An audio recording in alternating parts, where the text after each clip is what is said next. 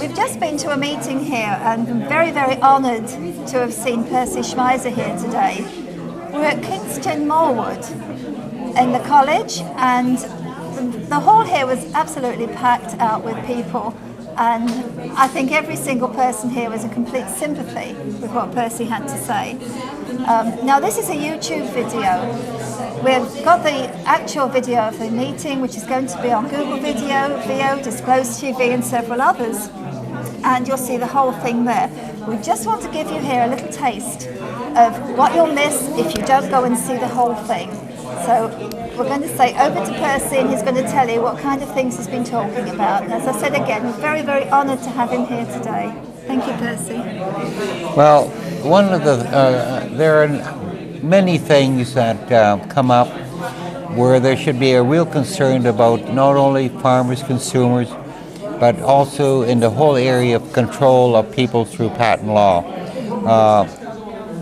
What we have found in Canada, that with the introduction of GMOs 13 years ago, so we've had 13 years of GMOs, so now we know what does happen in side effects and so on. First of all, choice is gone.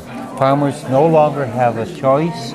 And secondly, there's no such thing as coexistence. Once you introduce GMOs, it will spread and it'll eventually destroy or take choice away of organic farmers and conventional farmers, and everything becomes GMOs.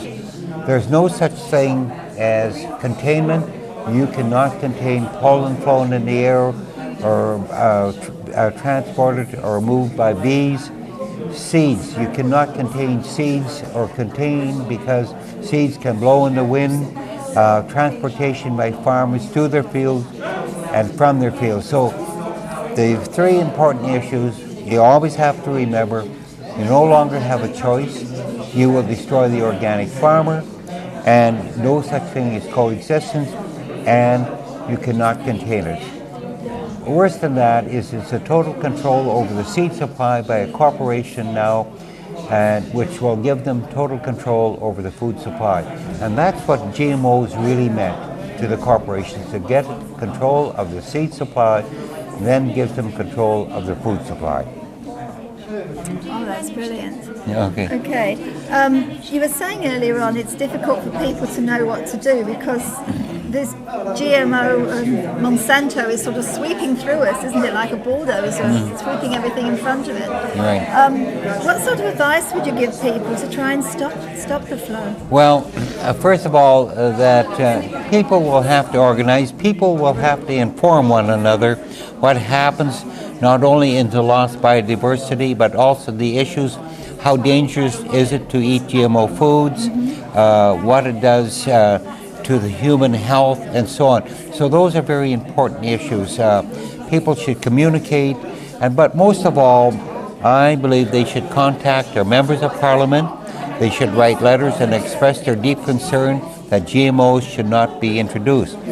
And another important issue that a lot of people don't realize, that once you introduce GMOs, we don't know at this time if it ever can be recalled back. It's like Pandora's box. Once you introduce it, it's there, and as I said, no calling back. So it's over, and it's over if you introduce GMOs. So that's why it's so important for people now to really stand up and be concerned about what it will do to our future generations, our children, our grandchildren. What are we feeding them, and what kind of a legacy will we be leaving them in the future? And as I mentioned earlier this evening, I don't think any of us want to have land and air and water, soil and food full of poisons. But we have to make that decision now, because as I said, if we go ahead with GMO, there's no calling back, and you no longer have a choice. Yeah, I believe in America and Canada, I know people often say, well, Europe's holding out against it. Europe's really holding out.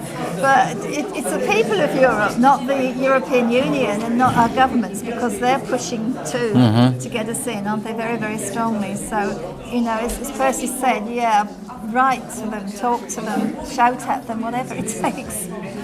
Because it's frightening, isn't it, that we can't go back once this is... That's a big concern. You know, if you would want to introduce it here in England, and you'd say, well, we'll try it for a couple of years. If we don't like it, if it doesn't do what it says it will do, or what the companies say it will do, it's here. You cannot turn the switch off. So that's what's such a big concern. And then in the meantime, the damage you've done to the environment, the loss of biodiversity, and especially the loss of organic farmers. And I don't think that a lot of people don't realize that you cannot have coexistence. You cannot have an organic farmer or a conventional farmer. Once you introduce GMOs, it all becomes GMOs, and it's over, and it's over.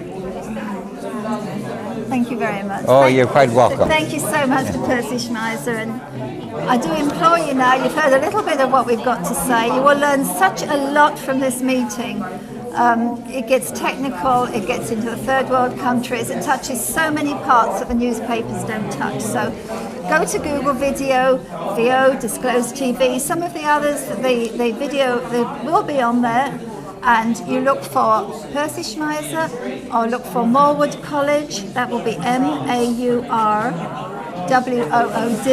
College, and do it now.